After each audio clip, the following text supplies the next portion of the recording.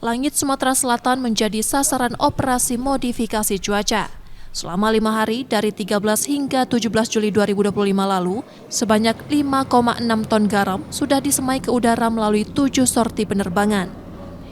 Penyemaian difokuskan pada wilayah dengan potensi awan hujan dan lahan gambut yang luas, terutama di Ogan Komering Ilir dan Banyuasin. Dua daerah ini kerap menjadi titik rawan saat kemarau datang karena struktur tanah gambut yang mudah mengering dan terbakar. Selain Oki dan Banyuasin, wilayah lain seperti Musi Banyuasin, Muara Enim, dan Pali juga dipantau ketat.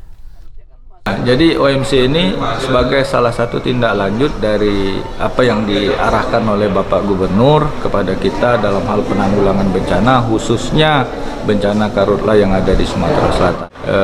Dan mudah-mudahan hasil dari OMC ini akan sangat baik ya, khususnya untuk pembasahan lahan yang ada di Sumatera Selatan.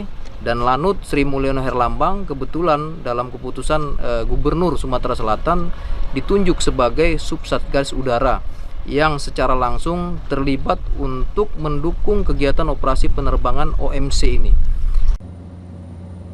Pembasahan lahan melalui OMC sebagai langkah preventif untuk menjaga kelembapan tanah sekaligus mengurangi potensi karhutla yang kerap meluas dengan cepat.